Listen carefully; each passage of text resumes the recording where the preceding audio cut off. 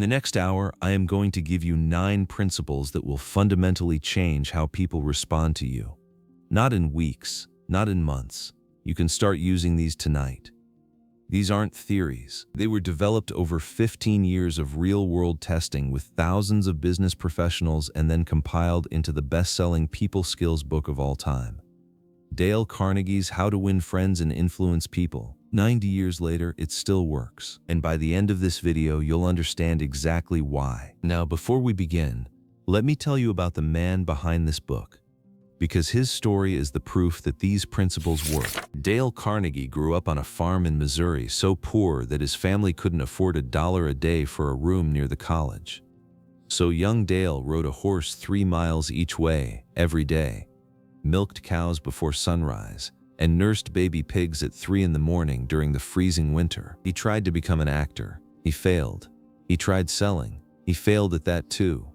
He was so broke at one point that he sat in a hotel room in Nebraska in the middle of the day and cried. But here's what Dale Carnegie could do.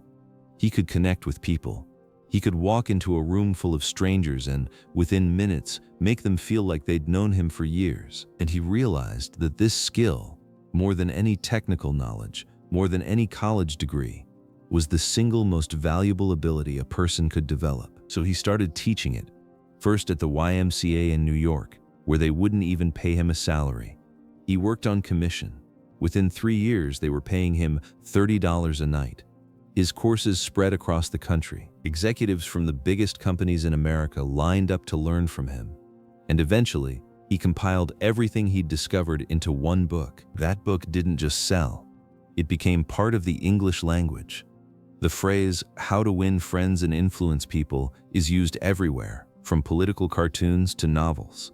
It's been translated into nearly every written language on Earth, and 9 decades later, people are still discovering it and saying, "Why didn't someone teach me this sooner?" Research from the Carnegie Institute of Technology backs up what Dale Carnegie saw firsthand.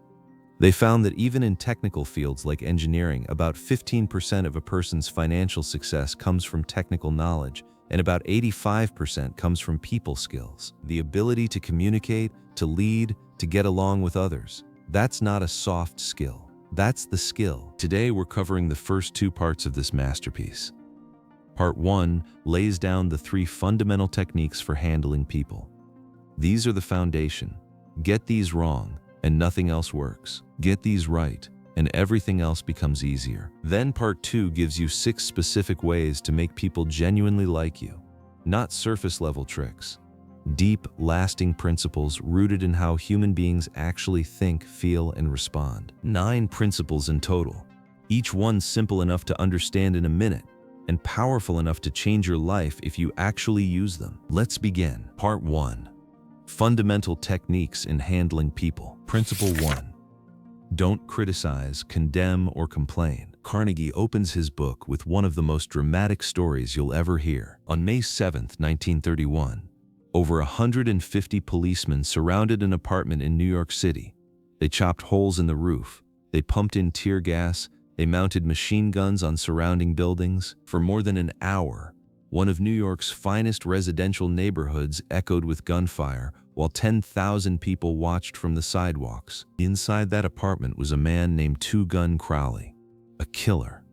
A man the police commissioner called one of the most dangerous criminals ever encountered in the history of New York. And while bullets were tearing through the walls, while his own blood was running from his wounds and leaving a crimson trail on the paper, Crowley sat down and wrote a letter. In it, he described himself as having a weary but kind heart, one that would do nobody any harm. Think about that. A murderer. A man who had shot a police officer dead just for asking to see his license. And even he could not see himself as the villain. Even he believed he was a good person being treated unfairly. And Carnegie says, if you think that's unusual, consider this. Al Capone, the most infamous gangster in Chicago, the man who ran one of the most violent criminal empires in American history, once described himself as a public benefactor who spent the best years of his life helping people have a good time, only to get abuse in return. Capone wasn't joking. He genuinely believed that. Louis Laws, the warden of Sing Sing prison, said that very few of the criminals in his facility actually believed they were bad people. They rationalized, they explained, they justified, they insisted they should never have been locked up at all. Now here's the punch. If hardened criminals, people who rob banks and take lives, can't see their own faults, can't bring themselves to accept blame for the most terrible actions imaginable, then what do you think happens when you criticize your coworker, your spouse, your child, your employee? Carnegie's answer is direct. Criticism is futile. It puts a person on the defensive and makes them fight to justify themselves. It wounds their pride, stabs their sense of importance, and plants seeds of resentment that can last a lifetime. And this isn't just philosophy. The psychologist B.F. Skinner proved through experiments that animals rewarded for good behavior learned faster and retained more than animals punished for bad behavior. Later research confirmed that the same thing applies to human beings. Punishment doesn't teach, it just creates fear and resentment. But here's where the story gets really good. Because Carnegie's most powerful example of this principle doesn't come from a criminal. It comes from the man many consider the greatest leader in American history, Abraham Lincoln. Now, Lincoln wasn't always the patient, measured leader we remember. As a young man, he was actually quite sharp-tongued. He wrote anonymous letters mocking people and dropped them on country roads where they'd be found. One of those letters ridiculed a politician named James Shields so savagely that Shields challenged Lincoln to a duel. They met on a sandbar in the Mississippi River, swords drawn, ready to fight to the death. They were stopped at the last second by their associates. That near-death experience changed Lincoln forever. He almost never criticized anyone again. But here's the story that really drives it home. July 1863, the Battle of Gettysburg. General Robert E. Lee's Confederate Army had just been defeated and was retreating south. The Potomac River had flooded, trapping Lee's army against the bank. Behind him was the victorious Union Army. Lee was stuck. This was the moment Lincoln had been praying for. Capture Lee's army, and the war is over. Lincoln ordered General Meade to attack immediately. He telegraphed. He sent a special messenger. He was desperate, and Meade refused. He called a council of war, which Lincoln had explicitly told him not to do. He procrastinated. He hesitated. He made excuse after excuse, and eventually the flood waters receded, and Lee escaped across the river. Lincoln was devastated. He cried out to his son that they had the enemy within their grasp and had only needed to reach out and take them, yet nothing he could say or do could make the army move. So Lincoln sat down and wrote Meade a letter. And remember, Lincoln at this point was restrained and conservative in his language. But this letter was searing. He told Meade that he didn't think the general understood how significant Lee's escape truly was, and that it left him distressed beyond measure. But here's the thing. Meade never saw that letter. Lincoln never mailed it. It was found among his papers after his death. Let that sink in. Lincoln was furious. He was justified in his fury. A general's hesitation may have cost thousands of lives and prolonged the war by years. And Lincoln still chose not to send the letter because he understood something that most of us don't. Sending it would have relieved his own frustration, yes, but it would have made Meade defensive, resentful, and far less effective as a commander going forward. Lincoln chose long-term results over short-term satisfaction. Now let me bring this into the present. Think about the last time you criticized someone. Maybe it was an employee who made a mistake. Maybe it was your kid leaving their room a mess. Maybe it was your partner forgetting something important. What happened? Did they suddenly become motivated to change? Or did they get defensive, make excuses, and quietly resent you? Here's a real example. A safety coordinator named George Johnston was responsible for making sure construction workers wore hard hats. Whenever he found someone without a hat, he'd march up and lecture them about regulations. The result? Grudging compliance. The moment he left, they'd take the hats off again. Then he tried something different. He walked up and asked if the hats were uncomfortable or didn't fit right. He reminded them in a pleasant tone that the hats were there to protect them and suggested they wear them on the job. Same goal, completely different approach, and the result was complete compliance without any resentment. Here's why this matters psychologically. When you criticize someone, you're attacking their identity.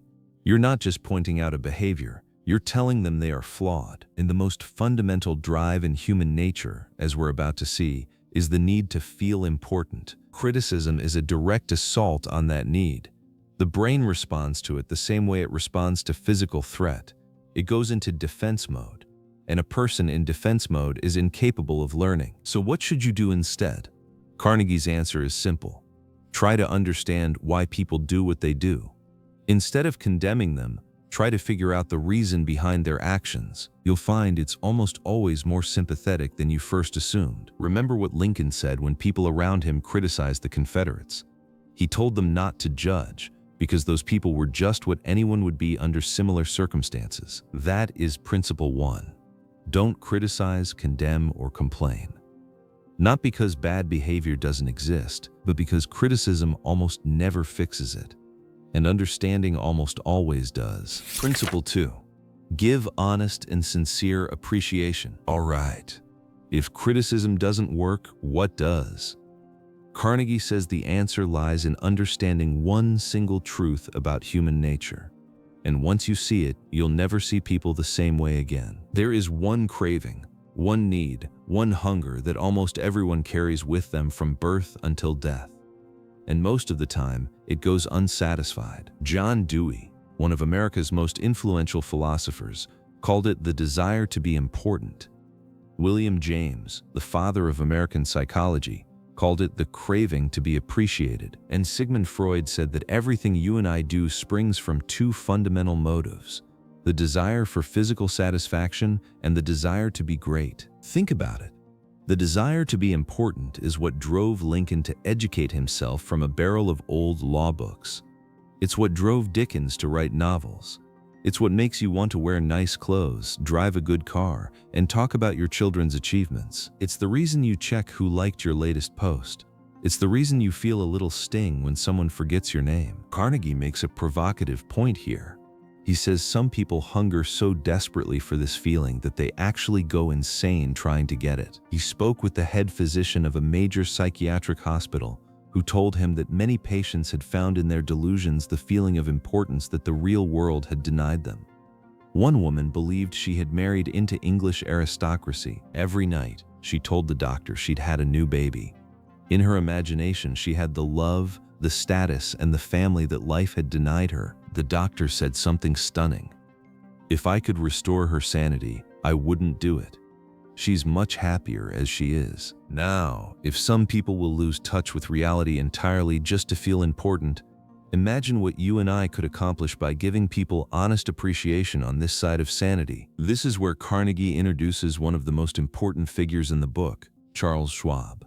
Not the modern investment guy, the original Charles Schwab. Andrew Carnegie picked him to be the first president of the United States Steel Company in 1921, when Schwab was only 38 years old. His salary was over $1 million a year at a time when most people earned $50 a week. Was Schwab a genius of steel manufacturing?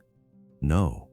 He admitted that many of his employees knew more about making steel than he did. So why was he paid more than $3,000 a day? Because of his ability to deal with people? And here's what Schwab said his secret was. Pay attention, because this might be the most important idea in the entire book.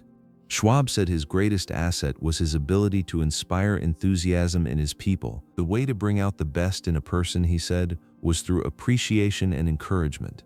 Nothing kills ambition faster than criticism from a superior. He never criticized anyone. He was eager to praise and slow to find fault. If he liked something, he made sure people knew it, loudly and often. That's not weakness. That's the philosophy of a man who built one of the most profitable companies in American history. But Carnegie draws a critical distinction here, and I don't want you to miss it. He is not talking about flattery. Flattery is insincere. It comes from the teeth out. It's shallow, it's selfish, and it's easy to spot. Honest appreciation comes from the heart out. One is about what you can get from the other person. The other is about genuinely recognizing something good in them. The difference matters because flattery eventually destroys trust. People can feel when you're performing, but genuine appreciation, that's magnetic. That's what makes people want to be around you, work harder for you, and go the extra mile. Let me give you an example that shows the power of this. A teacher in Detroit noticed something special about one of her students. He was a blind boy named Stevie Morris. She asked him to help her find a mouse that had gotten loose in the classroom. Why him? Because she recognized that nature had given Stevie something extraordinary to compensate for his blindness. He had incredibly sensitive ears. That was the first time anyone had ever praised Stevie for his hearing. No one had ever told him his disability came with a gift. That single moment of recognition became the catalyst for his entire life. He began developing his gift of hearing, and he went on to become, under the stage name Stevie Wonder, one of the most celebrated musicians of the 20th century. One moment of genuine appreciation, that's all it took. Now here's a simpler example that might hit closer to home. Carnegie mentions a study on why married people leave. What do you think was the #1 reason wives who ran away gave for leaving? It wasn't abuse. It wasn't money. It was lack of appreciation. We nourish the bodies of our families with food. We nourish them with shelter and clothing.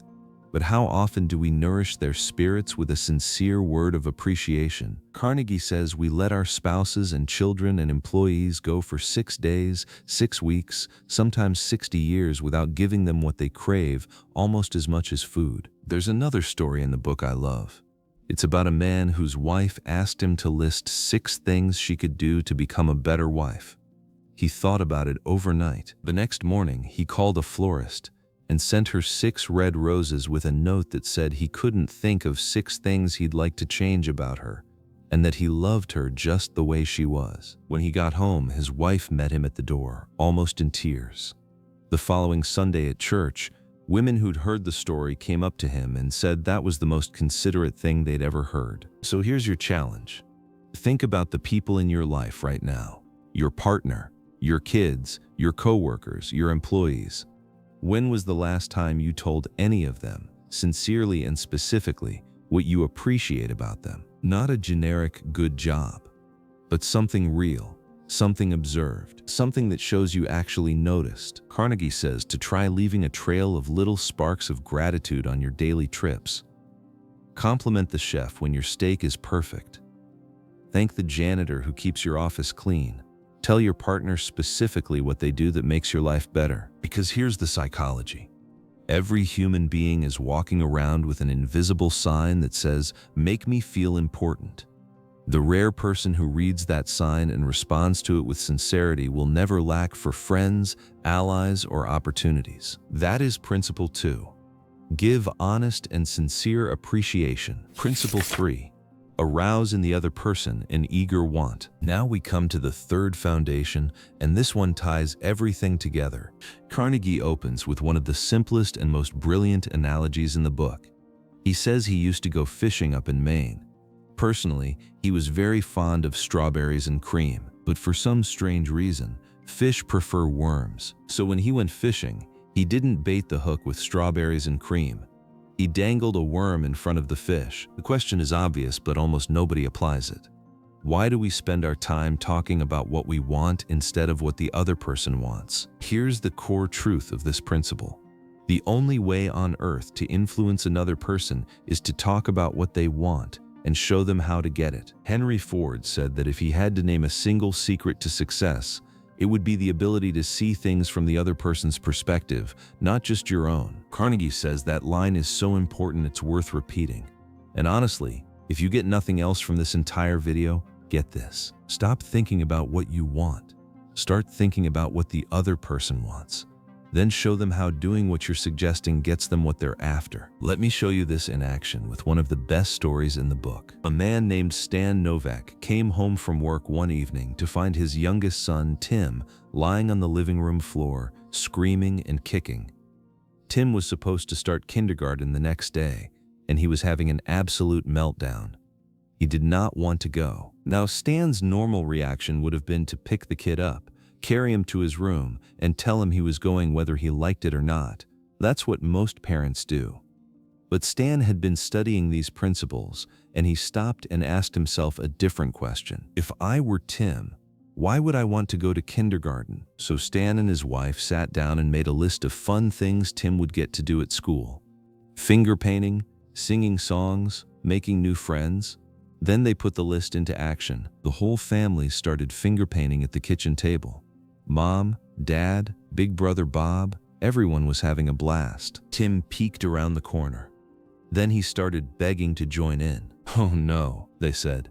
"You have to go to kindergarten first to learn how to finger paint." Stan pulled out the whole list, talking with as much enthusiasm as he could about all the fun Tim would have. And the next morning, Stan thought he was the first one up. He went downstairs and found Tim sitting sound asleep in the living room chair. "What are you doing here?" Stan asked. "I'm waiting to go to kindergarten. I don't want to be late." Think about it. No threats, no punishments, no force.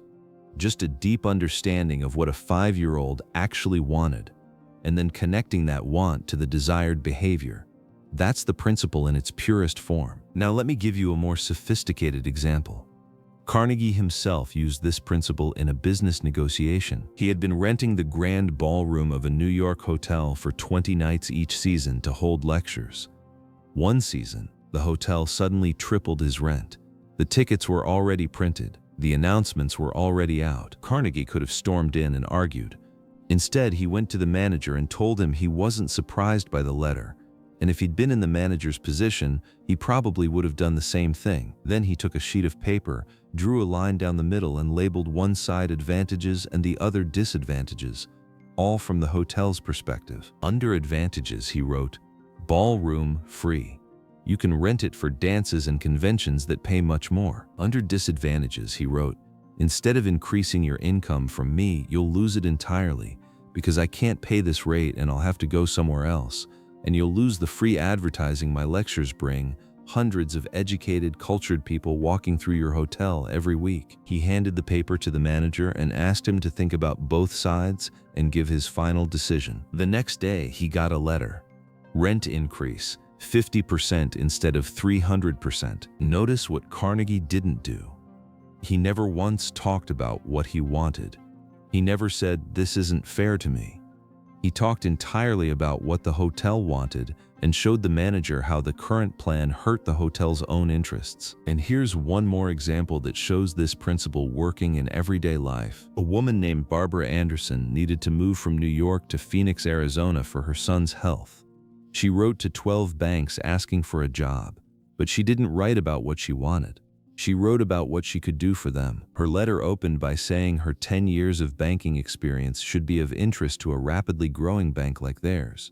She described her skills in terms of how they could help the bank's growth. She ended by offering to show them how she could help the bank meet its goals. 11 of the 12 banks invited her for interviews. She had her choice of offers. Now think about how different that is from what most people do. Most people write cover letters about their own needs. Barbara Anderson flipped the script. She talked about what the bank wanted and showed how she could deliver it. Here's the psychology of this principle. Every human being is fundamentally self-interested, not in a bad way. It's just how our brains work. We're constantly asking, whether we realize it or not, what's in it for me? When you approach someone talking about your needs, your desires, your problems, their brain essentially tunes out. You're speaking a language they don't care about. But the moment you start talking about their needs, their desires, their problems, and you show them a path to what they want, you have their complete attention. The beauty of this principle is that it's not manipulation. Carnegie is very clear about that. Both parties should benefit. In the kindergarten story, Tim got to do something fun. In the hotel story, the manager got to keep a reliable client. In the banking story, the banks got a talented employee. Everyone wins. This brings us to the end of part 1. 3 foundational principles. Don't criticize. Give sincere appreciation.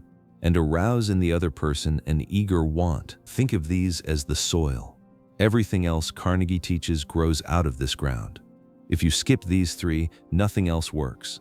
But if you master them, you've already transformed the way you relate to every person in your life. Now let's build on that foundation. Part 2. 6 ways to make people like you. If part 1 is about the mindset, part 2 is about the method. These are 6 specific actions you can take, starting today, that will make people genuinely drawn to you. Not because you're performing, not because you're using tricks, but because you're tapping into the deepest truths of how human beings connect. Principle 4. Become genuinely interested in other people. Carnegie starts this section with a question. Who is the greatest winner of friends the world has ever known? You might be surprised by the answer. It's not a president. It's not a celebrity. It's not a brilliant conversationalist. It's a dog. Think about it. When you walk through the door, your dog goes absolutely wild, tail wagging, jumping, barking with pure joy. And why? He doesn't want to sell you anything. He doesn't have an agenda. He doesn't want to talk about himself. He's just genuinely, overwhelmingly happy to see you. And that's why we love dogs so much. Carnegie says you can make more friends in 2 months by becoming genuinely interested in other people than you can in 2 years by trying to get other people interested in you. Let me say that again because it's one of the most important lines in the entire book. You can make more friends in 2 months by becoming interested in other people than in 2 years by trying to get other people interested in you. Most people do the opposite. They walk into a room and try to impress everyone. They talk about their job, their accomplishments, their opinions. They're trying to get people interested in them. And it doesn't work because people are not interested in you. They are not interested in me. They are interested in themselves. Morning, noon, and after dinner, the psychologist Alfred Adler made an observation Carnegie considered so important he put it in italics. Adler said that the person who takes no interest in other people is the one who will have the greatest struggles in life and cause the most harm to those around them. All human failures, he wrote, come from that lack of interest. That's not a soft, feel-good statement. That's a psychologist saying that genuine interest in others is the dividing line between success and failure. Let me give you a stunning example. A businessman named Charles Walters needed confidential information from the president of a major corporation. He went to the man's office, asked his questions, and got stonewalled. The president was vague, general, and clearly didn't want to talk. The interview was brief and useless. As Walters was leaving, he remembered something. The president's secretary had mentioned that her boss collected stamps for his 12-year-old son, so Walters went back to his own office, gathered some stamps from his bank's foreign department, stamps taken from letters that came from all over the world, and returned the next afternoon. Was he welcomed? He was met with the enthusiasm of a man running for office. The president spent half an hour showing Walters the stamps, looking at a picture of his boy, absolutely beaming. And then, without Walters even asking, the president spent over an hour giving him every piece of information he needed. He called in his subordinates. He telephoned associates. He loaded Walters down with facts, figures, reports, and correspondence. The same man, the same office, the same request. But the second time, Walters came armed with something more powerful than any argument or presentation: genuine interest in what mattered to the other person. Here's another example that's smaller but no less revealing. A salesman named Edward Sykes called on a drugstore owner who told him flat out he wasn't buying anymore. Sykes was devastated, but as he was leaving, the soda clerk, a young guy behind the counter, came over to the owner and said that Sykes was one of the few salespeople who ever bothered to say hello to him and the other clerks. The owner changed his mind on the spot. Think about that. Sykes saved a business account not because of his pitch, not because of his pricing, but because he said hello to the soda clerk, because he treated the seemingly unimportant people like they mattered, because his interest in others was genuine and extended to everyone, not just the decision maker. Theodore Roosevelt understood this intuitively. His servants loved him. His valet wrote a book about him. One story perfectly captures why. Roosevelt's valet's wife once asked the president about a particular bird called a bobwhite. Roosevelt described it in detail. The next day, the phone rang in their cottage. It was the president himself calling to tell her there was a bobwhite outside her window and she should look out and see it. The President of the United States calling a servant's wife about a bird. That's not a technique, that's a way of being. Now here's the practical takeaway for your life. Tomorrow, when you're talking to someone, whether it's a colleague, a cashier, a stranger at a party, try this. Stop thinking about what you're going to say next. Stop thinking about how you can impress them. Instead, ask yourself, what is this person interested in? What matters to them? What are they excited or worried or curious about? And then ask them about it. You'll be amazed at what happens. People will open up, they'll share things they don't normally share, They'll walk away thinking you're one of the most interesting people they've ever met, even though you barely said a word about yourself. Because the truth is, people don't remember what you said. They remember how you made them feel. And nothing makes a person feel better than the experience of someone being genuinely interested in who they are. That is Principle 4. Become genuinely interested in other people. Principle 5. Smile. This one might seem too simple. You might be tempted to skip right past it. But Carnegie argues that a genuine smile is one of the most powerful tools in all of human interaction. He tells the story of Charles Schwab, who said his smile had been worth $1 million. And Schwab was probably understating it. His personality, his charm, his ability to make people like him were almost entirely responsible for his extraordinary success. And the centerpiece of all of it was his captivating smile. Actions speak louder than words. And a smile says 3 things simultaneously. I like you. You make me happy. I'm glad to see you. That's why dogs are so popular. They're always smiling. They're always thrilled to see you. But Carnegie is not talking about a fake grin. He's not talking about that plastered-on retail smile that doesn't reach the eyes. He's talking about a real smile, one that comes from within, one that reflects genuine warmth. A psychologist at the University of Michigan observed that people who smile tend to manage, teach, and sell more effectively, and to raise happier children.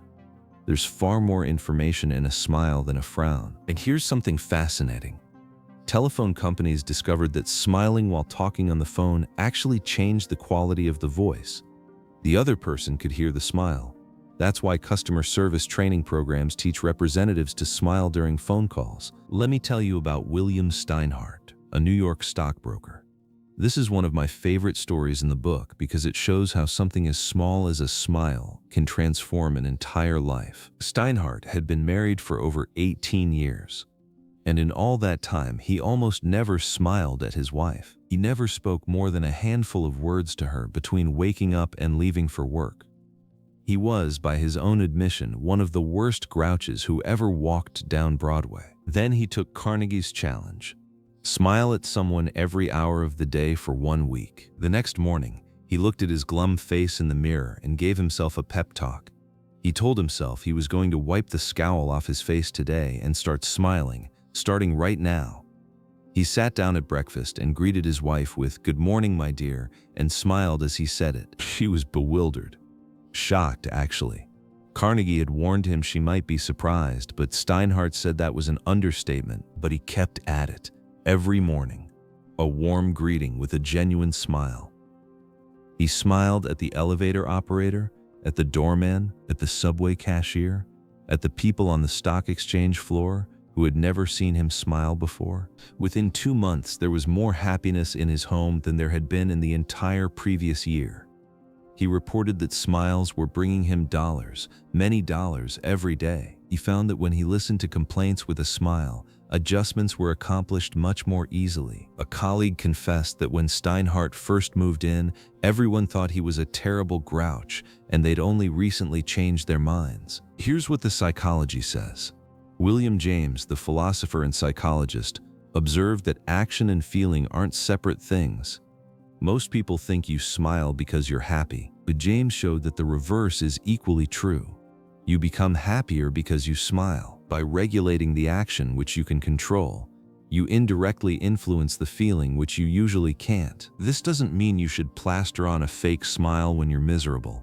It means that if you consciously choose to approach people with warmth, if you make it a habit to greet the world with a genuine smile, your own emotional state will follow. Carnegie tells a beautiful story about a woman named Maria Gonzalez in Guadalajara, Mexico. She worked in a closed-off room in her office, isolated from everyone. She envied the laughter and comradeship she heard in the hallways. For weeks, she shyly looked away when she passed her colleagues. Then she made a decision. The next time she walked to the water cooler, she put on her brightest smile and said, "Hi, how are you today?" to every person she passed. The effect was immediate. Smiles and hellos were returned. The hallway felt brighter. Acquaintances developed, and some ripened into friendships. Her job and her entire life became more pleasant and interesting. There's an ancient Chinese proverb that Carnegie includes, and I think it's perfect. A man without a smiling face must not open a shop. Your smile is a messenger of your goodwill. To someone who has seen a dozen people frown, scowl, or turn away, your smile is like the sun breaking through the clouds, especially when that someone is under pressure from their boss, their customers, their kids. A smile can help them believe that all is not hopeless, that there is joy in the world. That is Principle 5. Smile. Not because it's a technique, because it's how warmth travels between human beings. Principle 6. Remember that a person's name is to that person the sweetest and most important sound in any language. Here's a fact that changed the course of American politics. Jim Farley grew up poor. His father died when he was 10, kicked in the head by a horse. Jim went to work in a brickyard, hauling sand and making bricks. He never saw the inside of a high school, but he developed one extraordinary ability. He could call 50,000 people by their first names. That ability helped him become chairman of the Democratic National Committee and Postmaster General of the United States. And it was instrumental in putting Franklin D. Roosevelt in the White House. How? Whenever Farley met someone new, he made it a point to learn their complete name, the names of their family members, their business, and their political opinions. He locked it all in his mind, and the next time they met, even if it was a year later, he could shake their hand, ask about their family, and inquire about the hollyhocks in their backyard. Before Roosevelt's presidential campaign, Farley wrote hundreds of letters a day to people across the country. He traveled 20 states in 19 days, and every letter he sent afterward started with a personal first-name greeting and was signed Jim, thousands upon thousands of them, and every single person who received one felt that personal connection. Why does this work? Because Carnegie says the average person is more interested in their own name than in all the other names on earth put together. Remember that name and call it easily, and you've paid one of the most effective compliments possible. Forget it or misspell it, and you've placed yourself at a sharp disadvantage. Here's a story that will stay with you. A salesman named Sid Levy called on a customer whose name was Nicodemus Papadoulos. Most people just called him Nick. It was easier. But Levy made a special effort. He practiced the name several times before his visit. And when he walked in, he said, "Good afternoon, Mr. Nicodemus Papadoulos." The man was frozen. For what seemed like several minutes, he said nothing. Then, with tears rolling down his cheeks, he said that in all the 15 years he had been in this country, nobody had ever made the effort to call him by his right name. 15 years. Nobody had bothered to say his name correctly, and the emotional impact of someone finally doing it was so profound that it brought him to tears. Andrew Carnegie understood this instinctively. When he was a boy in Scotland, he caught a mother rabbit and soon had a nest of baby bunnies with nothing to feed them. So he told the neighborhood kids that if they'd gather enough clover and dandelions, he'd name the bunnies after them. It worked perfectly. Years later, he used the exact same psychology in business. He wanted to sell steel rails to the Pennsylvania Railroad.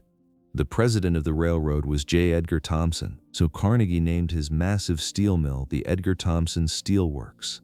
Where do you think Thompson bought his rails? When Carnegie was competing with George Pullman for the sleeping car business, they were destroying each other with price wars. Carnegie suggested a merger. Pullman was skeptical. Then Carnegie asked what they'd call the new company and immediately answered his own question. Why, the Pullman Palace Car Company, of course. Pullman's face brightened. He invited Carnegie in to talk.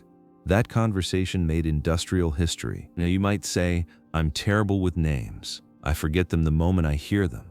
Carnegie addresses this directly. Most people don't remember names because they don't take the time and energy necessary to concentrate and repeat and fix them in their minds. Napoleon III, Emperor of France, had a system. If he didn't hear a name clearly, he'd ask for it to be repeated. If it was unusual, he'd ask how it was spelled. During conversation, he'd use the name several times. If the person was important, he'd go home, write the name down, look at it, concentrate on it, fix it in his mind, and then tear up the paper. He wanted both an eye impression and an ear impression. Does this take effort? Yes. But good manners, as Emerson said, are made up of petty sacrifices, and the payoff is enormous.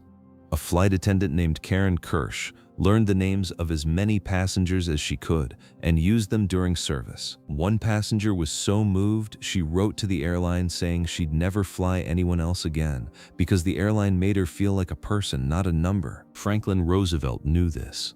When the Chrysler Company delivered a specially designed car to the White House, Roosevelt called the mechanic by name, a mechanic he'd met only once and whose name he'd heard a single time.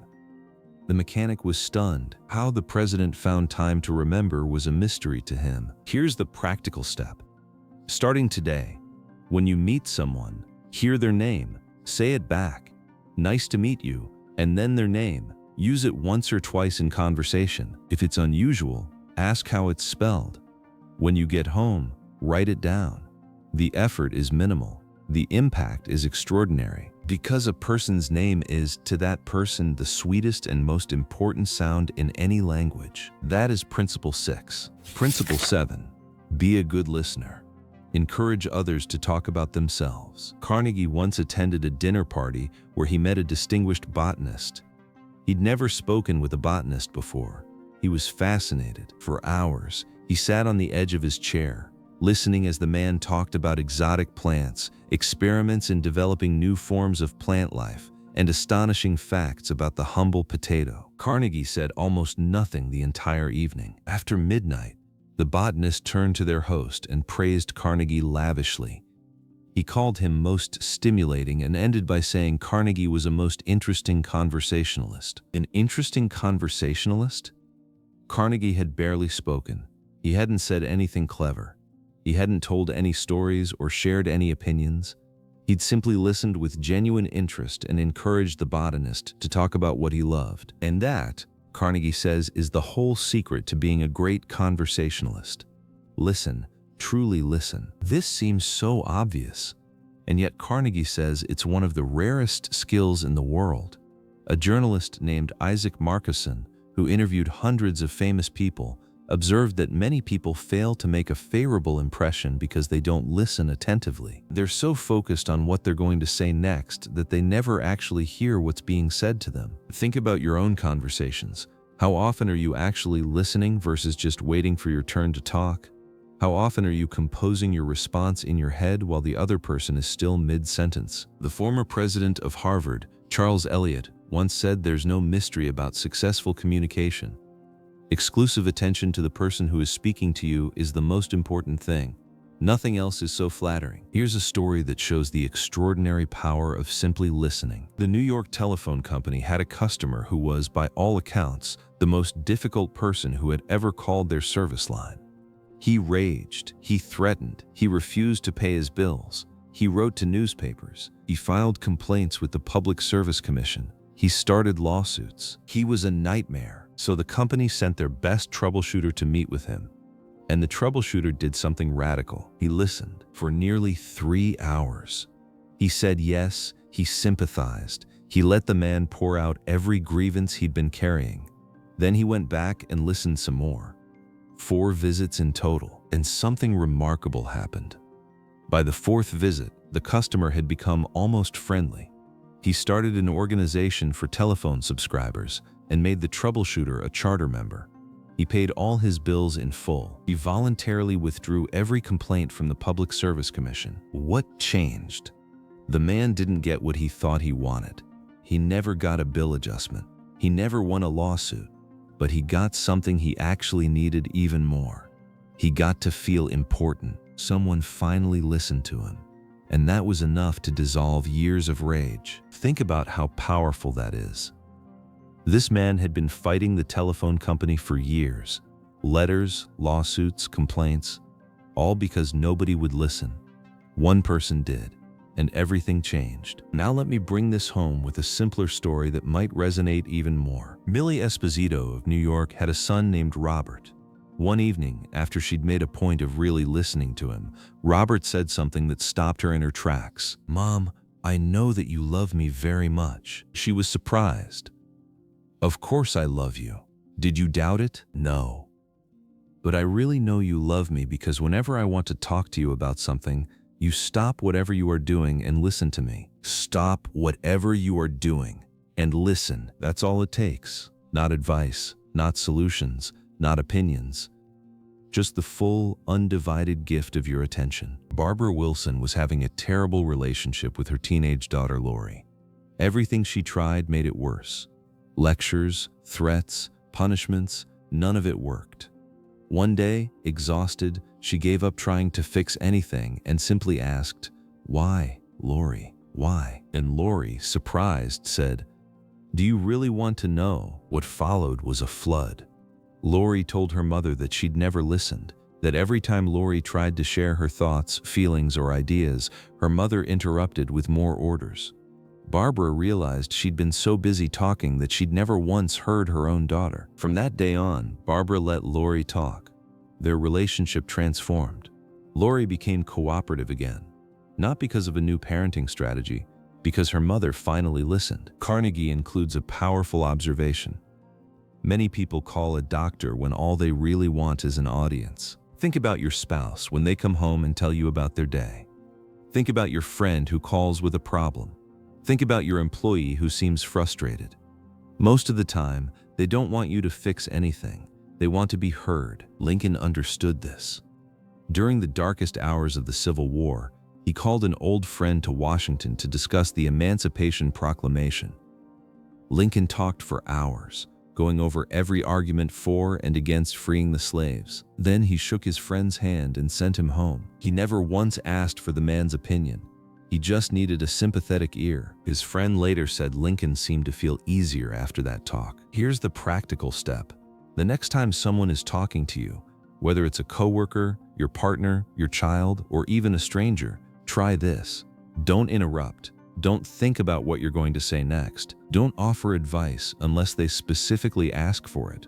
Just listen. Ask questions that let them go deeper. Show genuine interest with your eyes, your body language, your responses. You'll discover something remarkable. People will like you more. They'll trust you more. They'll tell you things they don't normally share. And they'll walk away convinced that you are one of the most engaging people they've ever met. Not because you said something brilliant, but because you gave them the rarest gift in modern life, your complete attention. That is Principle 7. Be a good listener. Encourage others to talk about themselves. Principle 8. Talk in terms of the other person's interests. Theodore Roosevelt was famous for his extraordinary ability to connect with anyone, from cowboys to diplomats, from politicians to scientists. And the secret was surprisingly simple. The night before receiving a visitor, Roosevelt would stay up late reading about whatever subject he knew his guest was most passionate about. If a botanist was coming, he read about plants. If a diplomat was visiting, he studied the relevant treaties and policies. By the time the guest arrived, Roosevelt could speak intelligently about the thing that mattered most to them, because Roosevelt knew what all great leaders know. The royal road to a person's heart is to talk about the things he or she treasures most. Here's a story that brings this to life. A man named Henry Duvernoy sold bread for a wholesale baking company in New York. He had been trying to sell to a particular hotel for 4 years. 4 years. Every week he called on the manager. He went to the same social events. He even took rooms in the hotel and lived there. Nothing worked. Then he decided to change his approach. Instead of talking about bread, he found out what the manager actually cared about. It turned out the manager belonged to a society of hotel executives called the Hotel Greeters of America. He wasn't just a member, he was president. It was the passion of his life. So the next time Duvernoy visited, he talked about the greeters. What happened? The manager talked for half an hour with vibrant enthusiasm. He was so excited that he actually sold Duvernoy a membership in the organization. Not a word about bread was spoken. A few days later, the hotel's steward called and asked Duvernoy to come over with samples and prices. The steward told him he didn't know what Duvernoy had done to the old boy, but the manager was completely sold on him. 4 years of talking about bread got nothing. One conversation about the man's passion opened every door. There's a wonderful story Carnegie tells about himself that captures this perfectly. When he was 8 years old, visiting his Aunt Libby, a middle-aged man came to visit. The man noticed that young Dale was excited about boats, so for the rest of the evening, the visitor talked about nothing but boats. After he left, Dale raved about how interesting the man was. His aunt smiled and explained that the visitor was a New York lawyer who cared nothing about boats, but he was a gentleman. He saw a boy who was interested in boats, and he talked about what would interest and please that boy. Carnegie says he never forgot that lesson. Ask yourself this: when you go into a meeting, a conversation, a date, how much time do you spend preparing to talk about what interests the other person versus what interests you?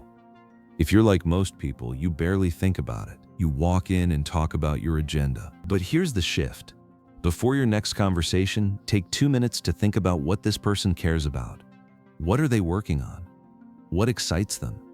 Then open with that. If your boss loves golf, ask about their weekend round. If your colleague just had a baby, ask how they're sleeping. If your client is passionate about sustainability, lead with that. People will feel it instantly, and they'll respond with warmth and openness that would take months to build otherwise. The reward, as Carnegie notes, isn't just the other person's goodwill. It's the enlargement of your own life. Every time you genuinely engage with someone else's passion, you learn something new. You expand your world. You become more interesting precisely because you were interested. That is Principle 8. Talk in terms of the other person's interests. Principle 9. Make the other person feel important, and do it sincerely. We've now arrived at the final principle of Part 2. And in many ways, it's the one that ties everything together. It's the thread that runs through all of the previous 8 principles. It's the golden rule applied to everyday life. Make the other person feel important, and do it sincerely. Carnegie says this is not a new idea. It's as old as human civilization. Zoroaster taught it in Persia 2,500 years ago. Confucius preached it in China 24 centuries ago. Buddha taught it on the banks of the holy Ganges, and Jesus summed it up in what may be the most important rule in the world. Do unto others as you would have others do unto you. Why? Because you want to feel important. I want to feel important. The person bagging your groceries wants to feel important. The CEO sitting in the corner office wants to feel important. It is the deepest need of human nature, and the person who learns to satisfy it in others will never lack for friends, for allies, or for opportunity. Let me give you one of the most extraordinary stories in the entire book. A Connecticut attorney was visiting his wife's elderly aunt. She was alone in a big house, surrounded by antiques and memories. Most of her relatives only visited because they were waiting for her to die so they could inherit her things. But this attorney, who had been studying Carnegie's principles, decided to try something. He started by admiring the house. He asked when it was built. The aunt lit up. He told her it reminded him of the house he grew up in. They talked about the craftsmanship, the architecture, the love that went into building it. Then she gave him a tour. Paisley shawls from her travels, an old English tea set, Wedgwood china, French beds and chairs, Italian paintings, silk draperies from a French chateau. With each treasure, he expressed genuine admiration. Then she took him to the garage. There, up on blocks, sat a Packard car in mint condition. Her late husband had bought it for her shortly before he died. She hadn't driven it since. She said he appreciated nice things, and she was going to give the car to him. He protested. He wasn't even a relative. Relatives, she said. My relatives are just waiting till I die so they can get that car, but they are not going to get it. You appreciate beautiful things. He tried every way to decline. He couldn't without hurting her feelings. Carnegie explains what happened with devastating clarity. This woman was starving for a little recognition. She had once been young and beautiful and sought after. She had once built a house warm with love. Now, in the isolated loneliness of old age, she craved a little human warmth, a little genuine appreciation, and no one gave it to her. And when she found it, like a spring in the desert, her gratitude couldn't adequately express itself with anything less than the gift of her cherished Packard. Let me give you another example. A man named Donald McMahon was landscaping a judge's estate. Instead of jumping straight to business, McMahon told the judge he had a lovely hobby, and that he'd been admiring his beautiful dogs. He mentioned that he'd heard the judge won blue ribbons at Madison Square Garden every year. The effect was instantaneous. The judge spent almost an hour showing him the dogs, their prizes, their pedigrees. Then he asked if McMahon had children. When McMahon said yes, the judge gave his son a purebred puppy worth several $100s, complete with typed-out feeding instructions. Over an hour of the judge's valuable time. A purebred puppy, all because someone expressed genuine admiration for what he was proud of. Now you might be thinking, these are nice stories, but how does this apply to my daily life? I'm not visiting elderly aunts or landscaping mansions. Fair enough. Here's a simpler example. Carnegie was standing in line at the post office. The clerk behind the counter was clearly bored. Same monotonous job day after day. Carnegie thought about what he could honestly admire about this person. He looked and noticed the clerk had a fantastic head of hair. So he said, with genuine enthusiasm, that he wished he had the clerk's head of hair. The man looked up, startled, then beamed. He said it wasn't as good as it used to be. Carnegie assured him it was still magnificent. They had a pleasant conversation. The clerk was visibly happier. Carnegie said someone asked him afterward what he was trying to get out of the clerk, and his response was perfect. He said that if we're so selfish that we can't share a bit of happiness and offer honest appreciation without expecting something in return, then we deserve every failure that comes our way. He wasn't trying to get anything. He just wanted to make someone feel good. And that, he says, is a feeling that flows and sings in your memory long after the moment has passed. There's a teacher named Ronald Rowland in California who had a student named Chris. Chris was quiet, shy, lacking in self-confidence. The kind of student who slips through the cracks because he never causes problems and never gets noticed. Rowland taught an advanced crafts class that had become a status symbol among students. One day, watching Chris work diligently at his desk, Rowland felt something. He asked Chris if he'd like to be in the advanced class. The boy's response stopped Rowland cold. "Who, me, Mr. Rowland? Am I good enough?" "Yes, Chris, you are good enough." Rowland had to walk away because tears were coming to his eyes. As Chris left class that day, he looked 2 inches taller. With bright blue eyes, he said in a positive voice, "Thank you, Mr. Rowland." From that day on, Rowland hung a sign in the front of his classroom. It said, "You are important." Here's the thing about making people feel important. You don't have to wait for a special occasion. You can do it with a waitress by saying you're sorry to trouble her, but you'd prefer something different. You can do it with a colleague by asking, "Would you mind?" instead of giving an order. You can do it with a stranger by holding the door and making eye contact and saying after you. Little courtesies, small moments of recognition, the daily practice of treating every human being as if they matter. Because they do. Emerson said that every person he met was his superior in some way, and from that he learned. If Emerson, one of the greatest minds in American history, could look at every person and find something to admire, so can you and I. That is Principle 9. Make the other person feel important and do it sincerely. The 9 principles. A quick recap. All right. We have covered an enormous amount of ground. Let me bring it all together for you. Because these 9 principles aren't just nice ideas, they're a complete system for human interaction. And the people who actually use them, not just read about them, are the ones whose lives change. Principle 1. Don't criticize, condemn, or complain. Remember Lincoln's unsent letter? Remember that even the worst criminals can't see their own faults. If criticism doesn't work on them, it's definitely not going to work on your spouse, your kids, or your coworkers. Instead of condemning, try to understand. Principle 2. Give honest and sincere appreciation. Not flattery. Real, specific, heartfelt recognition of something you genuinely admire. Remember Charles Schwab. His greatest asset wasn't his knowledge of steel. It was his ability to make people feel valued. And remember Stevie Wonder. One teacher's appreciation launched one of the greatest musical careers in history. Principle 3. Arouse in the other person an eager want. Stop talking about what you want. Start thinking about what they want. Then show them how what you're suggesting gets them there. Remember little Tim, sleeping in the chair at dawn? waiting for kindergarten. No threat could have accomplished what understanding his desires achieved in one evening. Principle 4.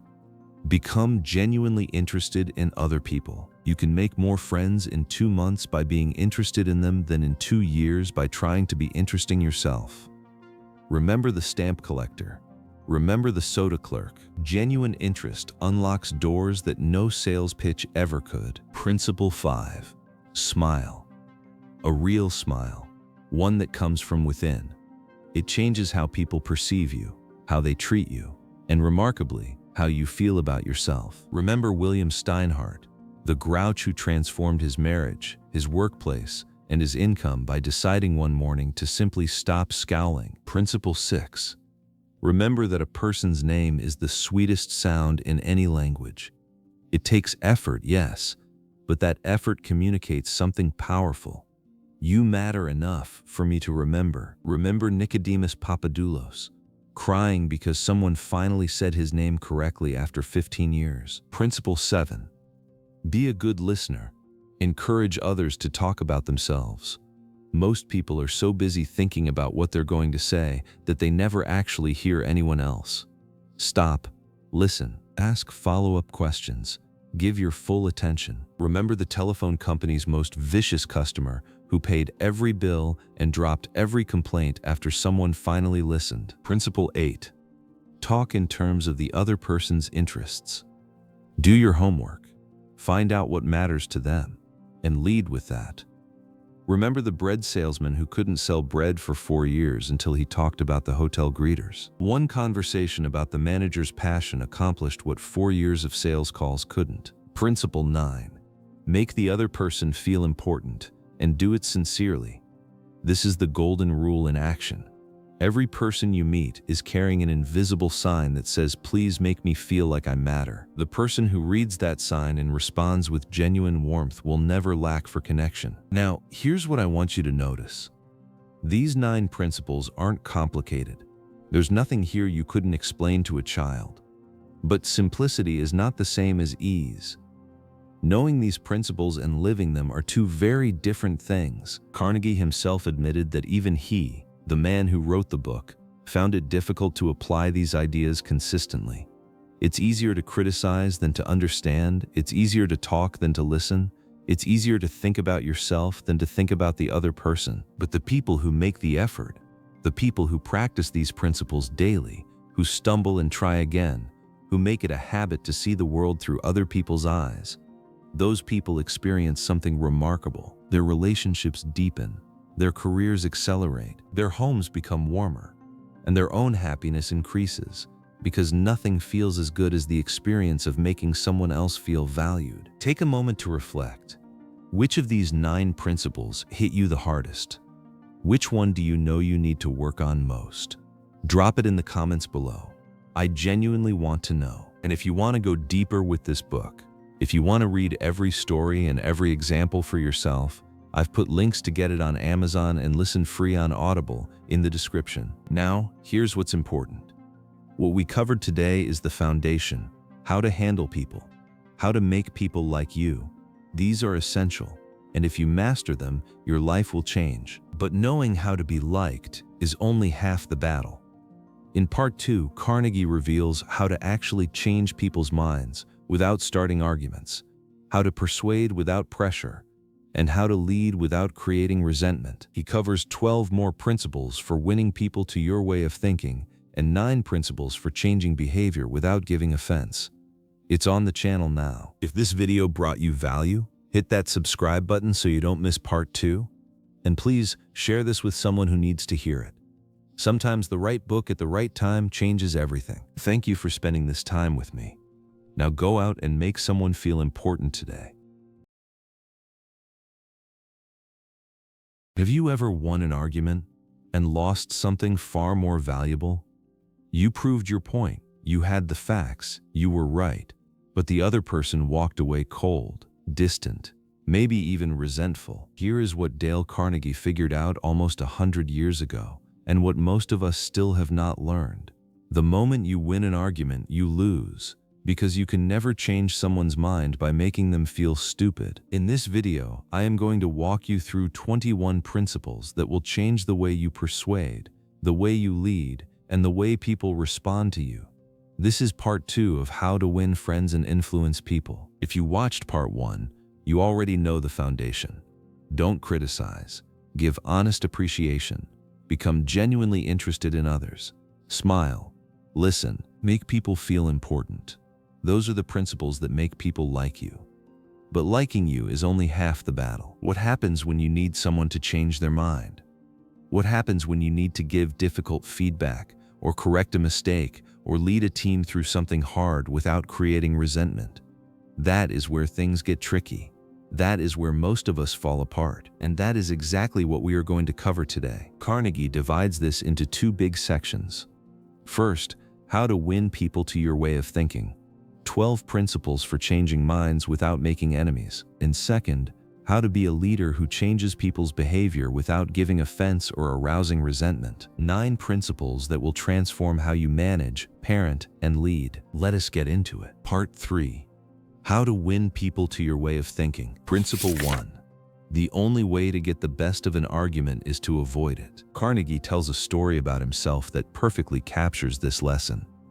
He was at a banquet in London, honoring a famous Australian pilot named Sir Ross Smith. During dinner, the man sitting next to Carnegie told a story and attributed a quotation to the Bible. Carnegie knew immediately that the quote was actually from Shakespeare.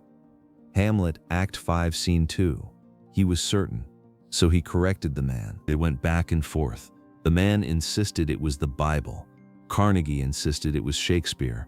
Finally, Carnegie turned to his friend Frank Gammond, a Shakespeare scholar sitting on his other side, and asked him to settle it. Gammond kicked Carnegie under the table. Then he said, "Dale, you are wrong. The gentleman is right. It is from the Bible." On the way home, Carnegie confronted Gammond. "Frank, you know that quotation was from Shakespeare." And Gammond replied, "Yes, of course, Hamlet, but we were guests at a festive occasion. Why prove to a man he is wrong? Is that going to make him like you? Why not let him save face? He did not ask for your opinion. He did not want it. Why argue with him?" Think about that. Carnegie was right, dead right. But what did being right actually cost him? It made the other man uncomfortable. It put his friend in an awkward position, and it accomplished absolutely nothing positive. Carnegie says he learned a lesson that night he never forgot. And after decades of watching thousands of arguments, he came to one conclusion. There is only one way to get the best of an argument, and that is to avoid it entirely. Now, I know what you might be thinking, but what if I am right? What if the other person is genuinely wrong? Carnegie addresses that head on. He says you might be completely right as you barrel through your argument, but when it comes to actually changing the other person's mind, you will be just as ineffective as if you were wrong. 9 times out of 10, an argument ends with both people more convinced than ever that they were right all along. You do not change minds through force. You change them through something else entirely. And that is what the rest of these principles are about. But first, a practical example. A man named Patrick O'Hare was a truck salesman who loved to argue. Whenever a prospect said anything negative about his trucks, O'Hare would go to war. He won plenty of arguments, but he was not selling any trucks, so he changed his approach. When a prospect said, "I am buying the competitor's truck," O'Hare would say, "That is a good truck. You will never make a mistake buying one. They are made by a fine company." The prospect would be stunned. There was nothing left to argue about, and once the argument disappeared, O'Hare could calmly talk about the advantages of his own trucks. His sales skyrocketed. As Benjamin Franklin put it, "If you argue and contradict, you may achieve a victory sometimes, but it will be an empty victory, because you will never get your opponent's goodwill." So ask yourself, would you rather have the satisfaction of being right, or would you rather have the relationship? Because you can rarely have both. Principle 2. Show respect for the other person's opinions. Never say you are wrong. This principle builds directly on the first. If you cannot win an argument, then you definitely cannot win by telling someone they are wrong. The moment you say those words, you strike a blow at their intelligence, their pride, and their self-respect. And what happens when people feel attacked? They fight back. They do not reconsider. They dig in deeper. Carnegie tells the story of a lumber salesman named R.V. Crowley.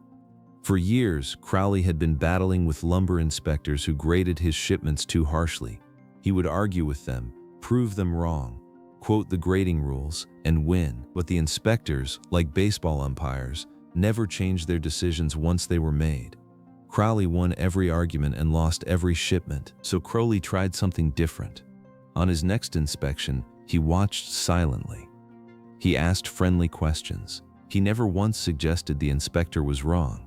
He just kept saying he wanted to understand so he could serve them better in the future. Gradually, the inspector began to feel uneasy about his own harsh grading. He started asking Crowley questions, and eventually the inspector admitted the mistake was on his end.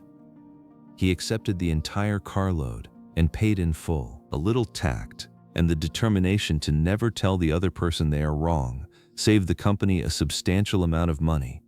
And more importantly, it preserved the relationship. Carnegie learned the deeper version of this principle from one of America's greatest diplomats, Benjamin Franklin. As a young man, Franklin was impossible, opinionated, argumentative, exhausting. Then a friend pulled him aside and told him the brutal truth. "Ben, your opinions have a slap in them for everyone who disagrees with you. Nobody cares for them. Your friends enjoy themselves better when you are not around." That is devastating. But Franklin was wise enough to listen. He completely transformed his approach. He stopped using definitive language like certainly and undoubtedly. Instead, he started saying things like "I conceive," or "I imagine," or "it appears to me at present." He never directly contradicted anyone again. And what happened? His conversations became more pleasant. People were more receptive to his ideas.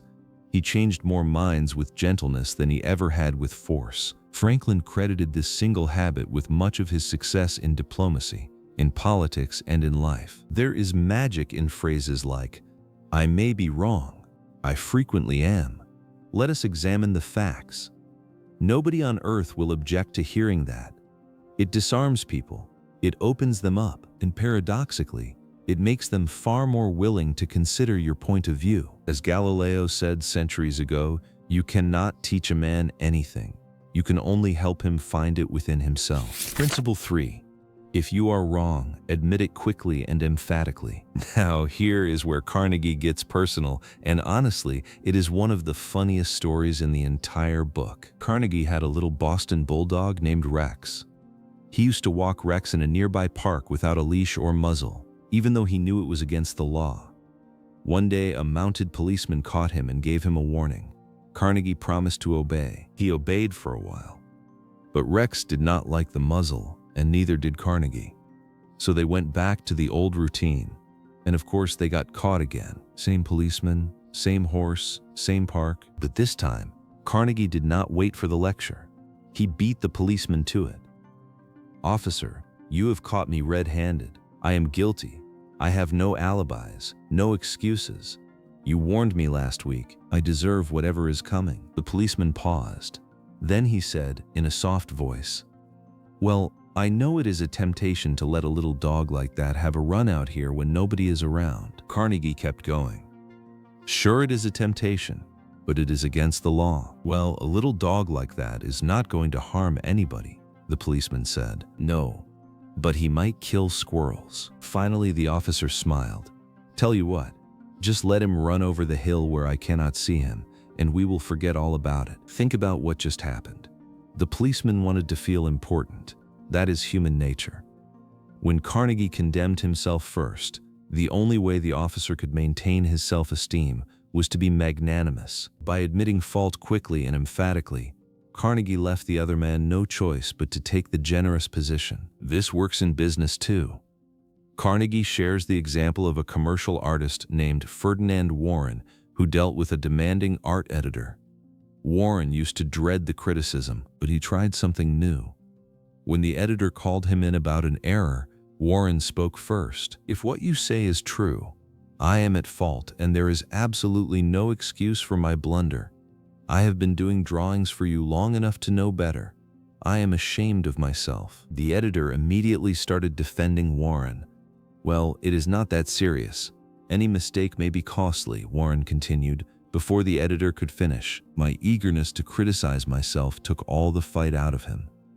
He ended up taking Warren to lunch and giving him another commission. Any fool can try to defend their mistakes, and most do.